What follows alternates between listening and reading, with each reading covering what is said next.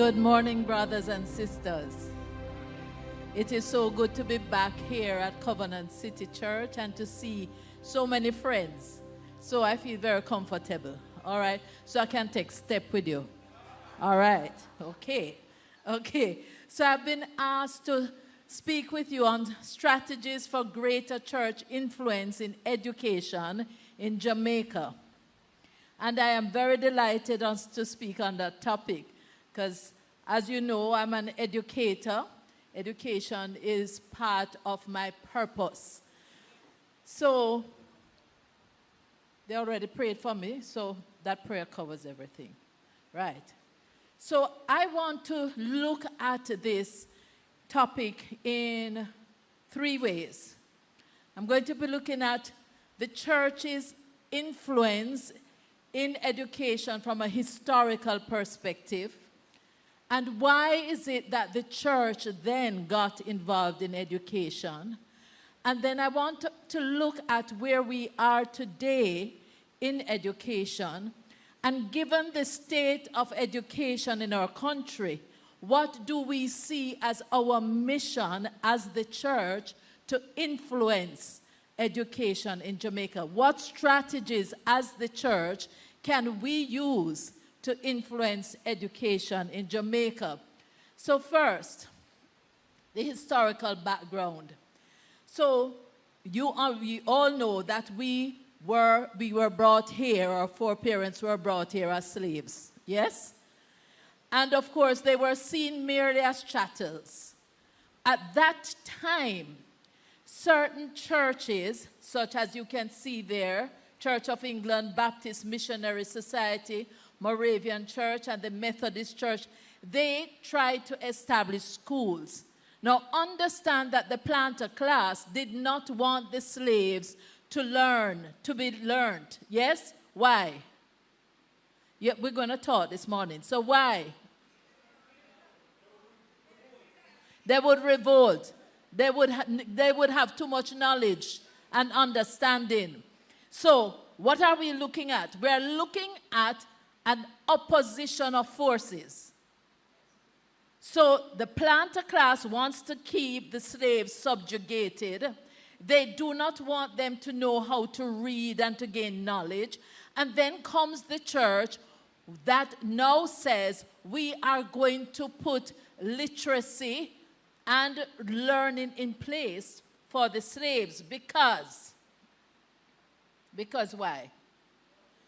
Because they wanted them to understand who they are as God's children, their worth and their purpose. So, of course, the planters did not want that. Yes? That, of course, would bring revolt. And so we had these different churches that worked together to build education in Jamaica. They felt that the education would bring rebellion, and they didn't want them to understand about freedom, that they were equal to the white people, which when you read the Bible talks about what?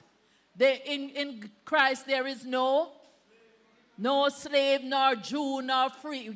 Yes, but they are equal before God. So they didn't want that message. They wanted to make sure they couldn't organize resistance against them. Of course, some of you know about the Baptist War. That was led by Samuel Sharp, who was a literate preacher. Okay, he was enslaved, but he was someone who was educated. And so the planters blamed the missionaries for that revolt that was led by Samuel Sharp. So that just strengthened their view that they're not into this thing to have the slaves being informed. Thank you. All right? So after that rebellion, what happened? It was harder for the missionaries to establish schools. It was harder for them to establish places of learning. So churches and chapels were burned and destroyed. Missionaries were beaten, arrested, or forced to flee the country, and congregations were scattered by violence. That was what the churches had to face in that time. That was, understand therefore, that was their mission.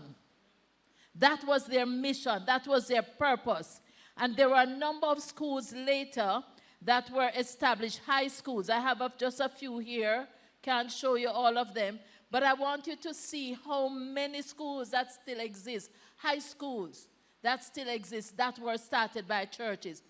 Know that primary education was largely done by the churches during the time of slavery and post-slavery.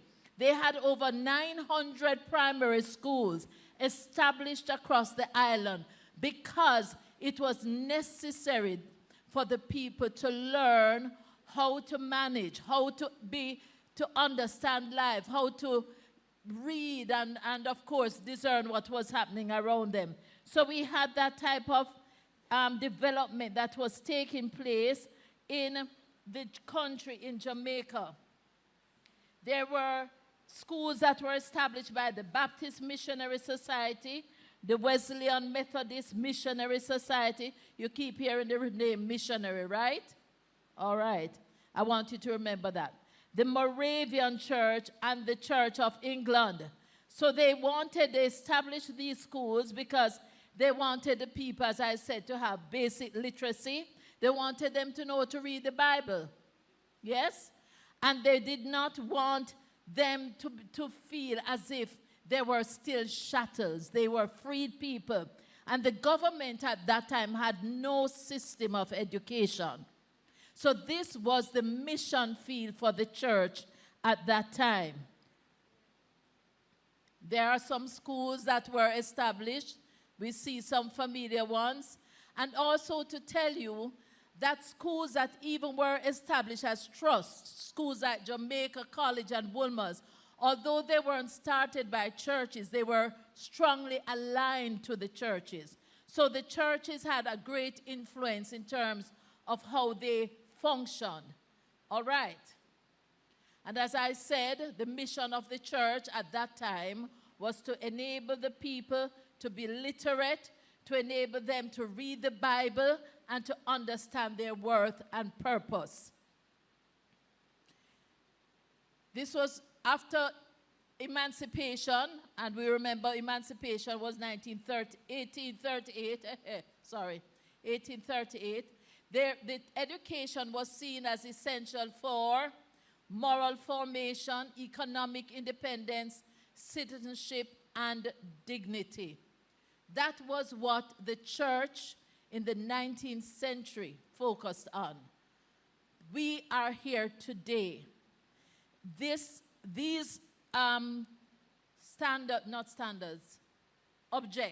objectives are not the same. We are in a different space. What is the mission for the church today in education in Jamaica? Everybody aware of what is happening in the country? How many of you are aware of that situation at JC where two boys held one boy and one boy slapped him sideways with his hand and the other slapped him with the belt and then the other videotaping and others around? Have you seen that video? This tells us, we know that boys always fight when they're in school. Enough right fellows all over here, when they fight when they're at school. Stop going like when was Christian fun on a little. Right. So boys fought. But the point is, the level of barbarity that we saw in that video was abominable. And then we see the situation where Seaforth High School and Paul Bogle, are you aware of that? Here it is where you have two boys holding the victim and the other boy with the knife stabbing him. And when you read the story, you hear that the father of one of the boys had spread some rumors about the victim that was circulating. And that was the source of that conflict. You hear that the police got involved and tried to make some type of, them come together and understanding. And the father is saying, him never expect nothing like that to happen. That speaks to another problem in our society. The breakdown of family life, where we have parents who do not know how to parent, where we have parents who have bought into the violence in this society, to the dancehall culture that holds up violence, that holds up raw sexuality as the culture of this nation. Do we understand what is happening in our nation? The children coming to school are coming from communities where this is the culture.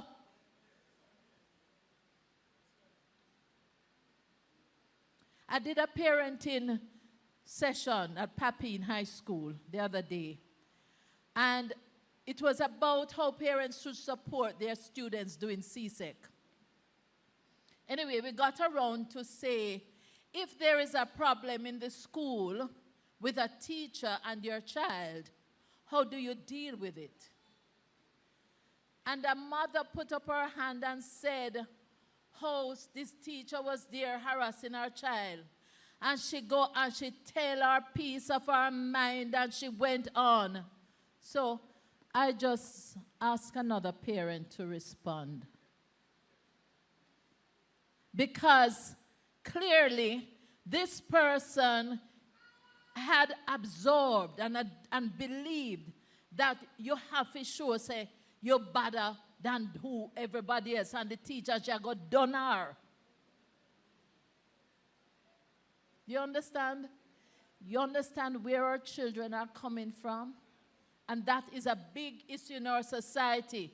As I said when in education forums, don't stop ignoring the elephant in the room.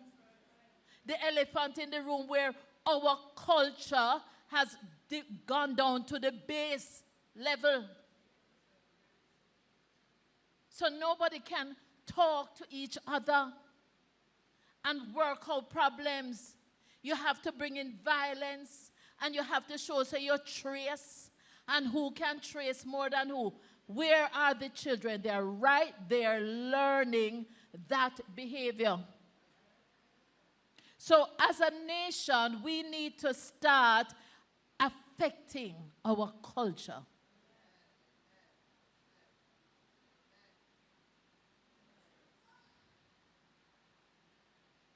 Next, we have social media.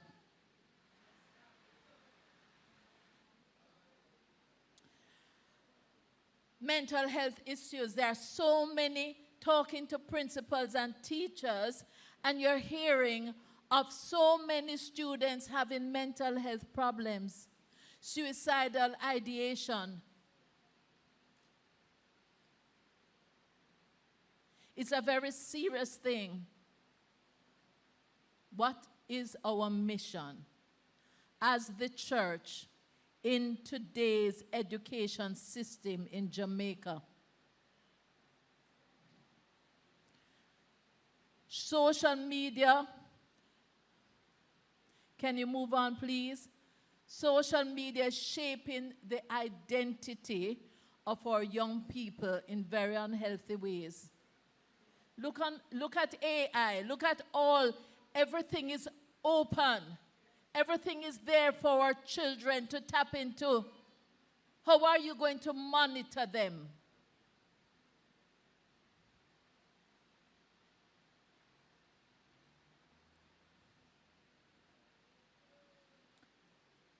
They are not just using social media. It is controlling them.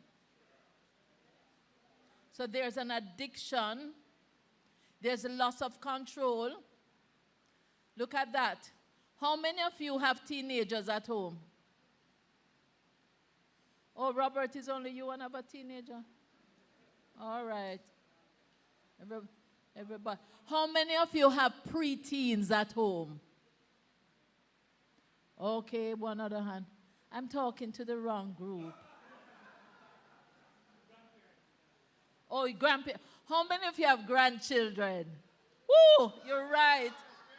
All right. And soon to be grandparents. But still, you are able to influence what happens to your grandchildren. I have grandchildren too. And I have to try to help the parents to understand what are the standards that they need to maintain, right?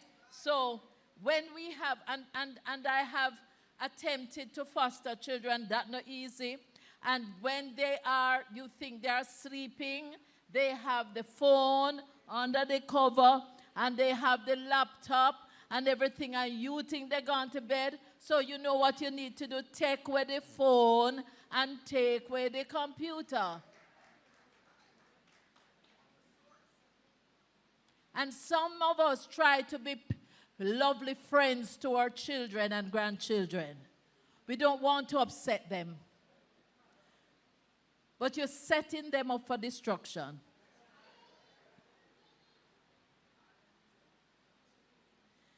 Online, what is happening? Many youths are being exposed to bullying, harmful comments. They compare each other. They want to know how much likes this one get and who one is most popular with what group. Okay? It is not an emotionally safe space, but it is the space in which our young people are active. It is a space that influences them the most. And in the church, we have to be aware of that. And it is impacting the schools seriously. So we talk about our culture. We talk about the power of social media and AI. I don't even have time to go into all of the AI something. But understand that those are serious challenges. All of these things are affecting our education system. Excuse me.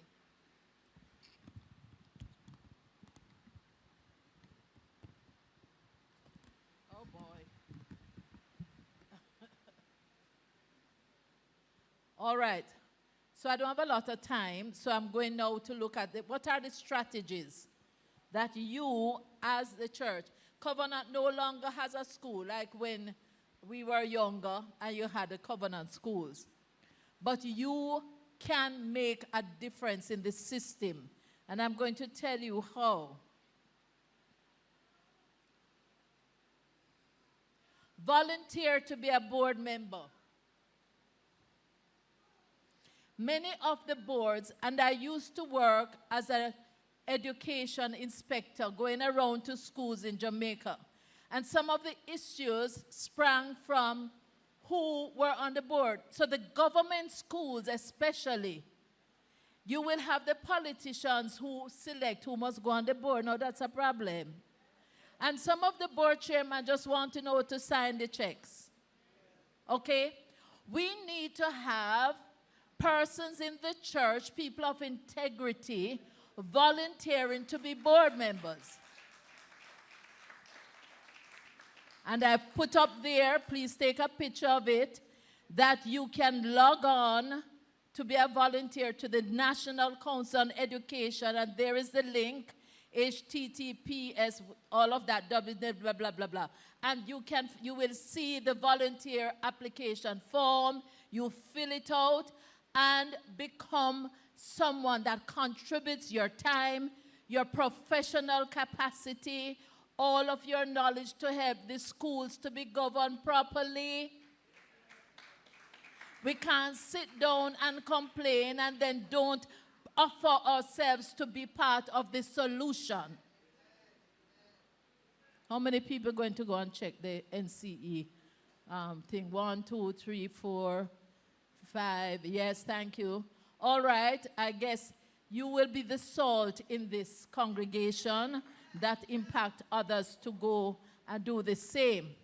Another way you can support schools is to support ISCF. How many of you were a member of the ISCF? Or you see, how many of you were when you were if you were on campus, were involved in UCCF? So They don't have enough support in the schools. There are some schools where there is no ISF. What is the word again? Sponsor, that is the word. No ICF sponsor. No, you can't just get up and go into the school and say, oh, I'm going. No, you have to go through ISCF, let them know that you're willing to sponsor an ICF in the schools and link with them. So I put there the website for ICF, the email, and the telephone number. You can take a picture.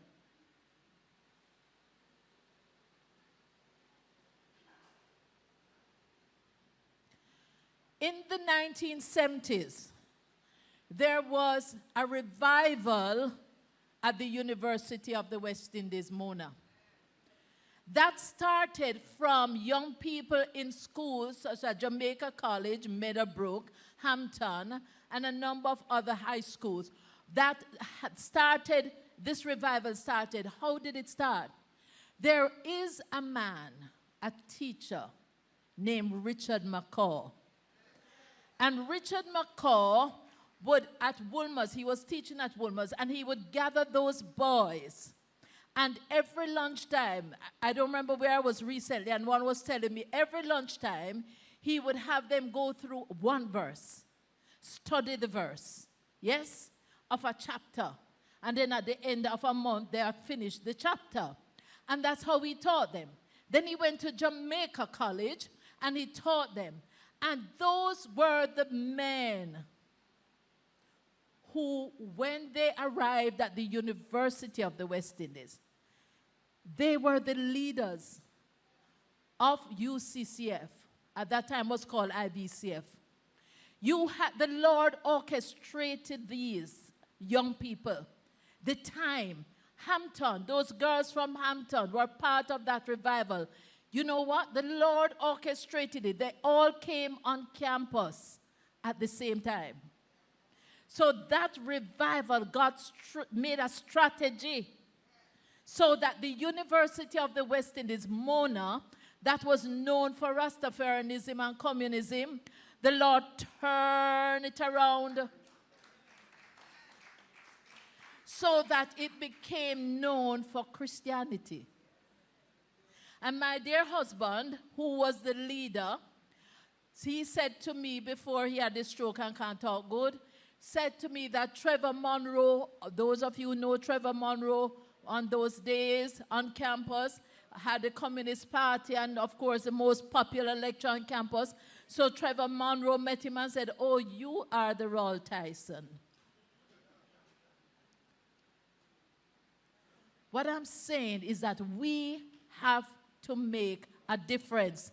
Richard McCaw made a difference and turned so many schools upside down, right side up. Yes? Amen. Another strategy, become a mentor. Become a mentor. Covenant can develop a mentorship program. So it's difficult to go into a school individual and say, oh, I want to be a mentor. Really, who are you? But if you approach a school with a structured program of mentorship, you validate who you are. I'm sure some of you probably working in the Ministry of Education or know people work there, and you organize that program and identify a school, make an approach to say, we have trained mentors. You are going to train them. Train mentors that we can help, because many of these children don't have nobody. And I can tell you, I was the principal of Tarrant High School for 1 year. And that was a university for me. Because the culture of Tarrant is as far as the east is from the west, as Arden is far from Tarrant. So that was my university.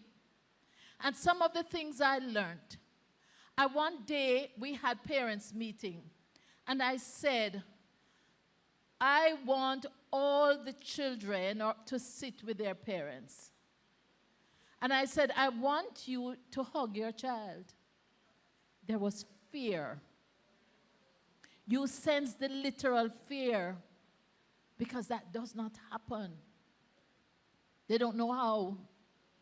And so many of those children lack the type of emotional, spiritual, mental, every type of support that is necessary. You can be that person to make a difference in the life of one child. Develop a mentorship program. It is possible. It will make a difference. Become a teacher.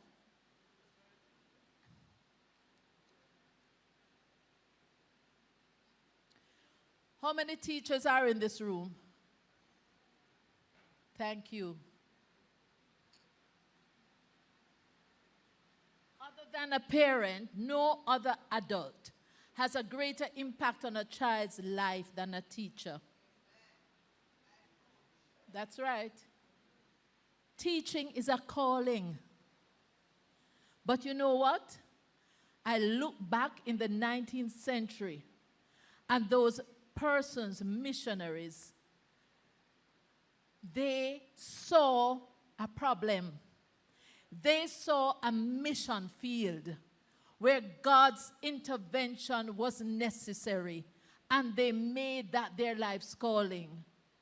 How many of you are recognizing that the state of our country is in a serious problem?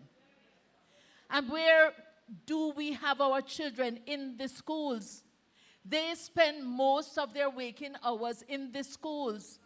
You want to impact those children, go to the schools in one way or the other.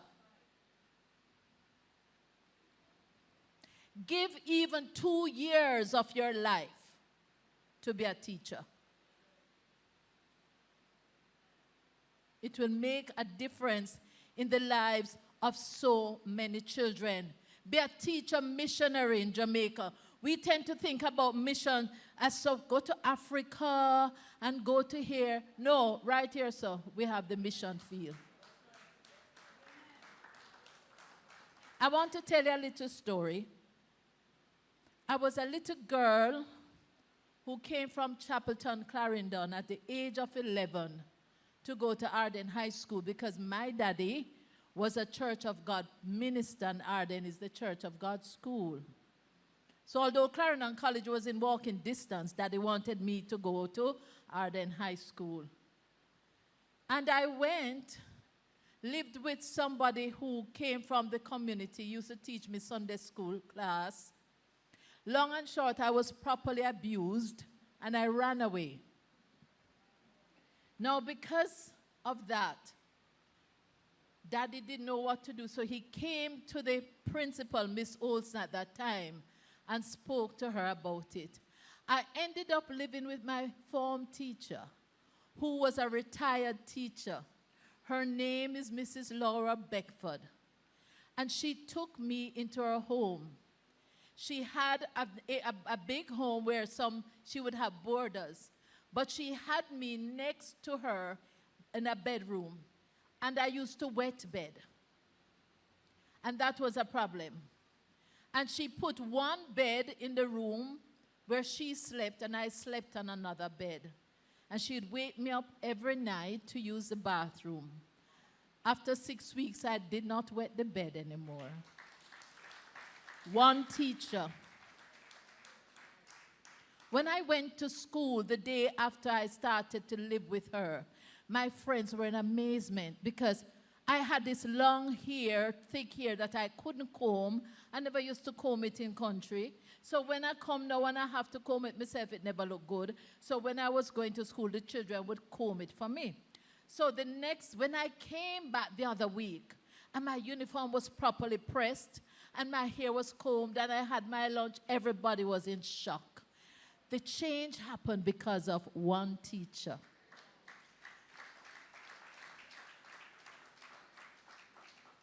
I'll never forget her. And when I could not stay with her anymore, I stayed with her daughter, who had 2 girls who were my age. And she taught me how to be a woman. It happened because of one teacher. And so I'm saying to you, if you cannot be on a board, if you cannot be a mentor, consider giving even 2 years of your life to being in that classroom and making a difference to a child's life. Be an advocate for godly education. And as some of you know, I used to write in the Gleaner for 8 years. I wrote on education, social issues, and family. And after that, I thought I would see the younger generation taking up that baton. I've not seen it. I'm not seeing it. Where are the Christian voices to speak about what's happening in education, to speak about what's happening in the family life, to speak about the destruction that the dance hall culture has on our nation? We need to be advocates, and we need not be afraid. My father-in-law used to be scared to death because I used to write these things. But God sent me there. What is God saying to you? Those of you who have writing abilities, what is God saying to you? How to use that to impact our nation? Think about that. Look at this one. Encourage your child to be a teacher. Can I get the next slide?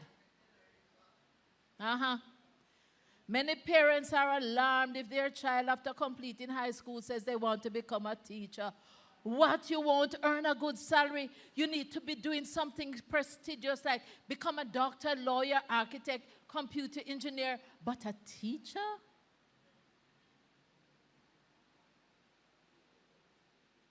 Lay up your treasures in heaven, where moth and rust do not decay.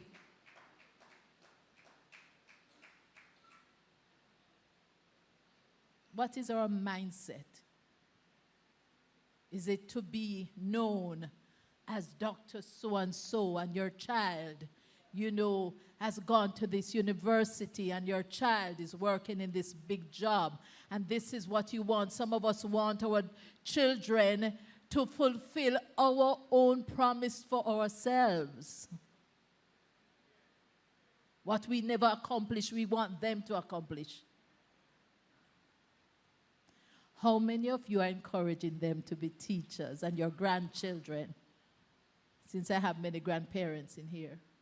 How many of you would be happy to hear that your progeny wants to be a teacher?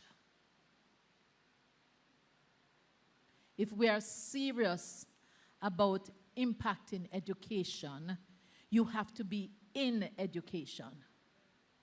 You have to be a part of it. You have to give yourself to it.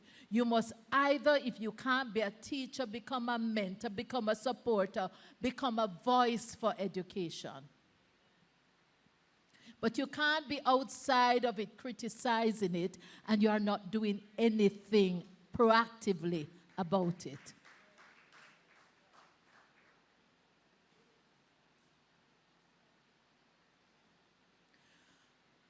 We should see education as a mission. Education is discipleship. Whoever shapes the mind of a child shapes the future of a nation. In Deuteronomy chapter 6, verse 7, Moses wrote, "These words that I'm giving you today," which is what God told Moses, "are to be in your heart. Repeat them to your children. Talk about them when you sit in your house and when you walk along the road, when you lie down and when you get up." That's education. Proverbs 1:7 says, "The fear of the Lord is the beginning of wisdom." You know how many teachers in the class, you know where the teachers coming from, this society that brought down. So many of them don't have it in them to give to the children what they need to develop as godly persons. They don't have it. And the problem is that not enough Christians are going into the classrooms.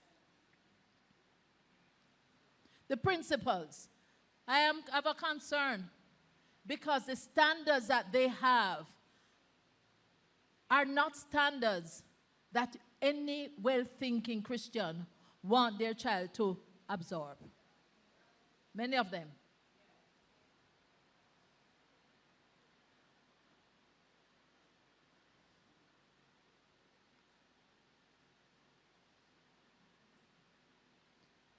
Matthew 5:14. You are the light of the world. A city situated on a hill cannot be hidden. So we have to be up there. We have to be known in the boardroom, in the classroom, advocating for godly education, mentoring a child. Be known. Romans 12:2. Do not be conformed to this age. And who are the best ones to help them not to be conformed? Us. But be transformed by the renewing of your mind. Who is going to help those children to have their minds renewed? We are not in there to be salt. You have to be in the pot to be salt to affect the pot. No, sir. So, be transformed by the renewing of your mind so that these children can discern what is good, pleasing, and what is the perfect will of God. We have to see education as the mission field for today's Jamaica. And we have to see ourselves as the missionaries. Charged to go into the mission field and to make a difference. It is up to you. God bless you.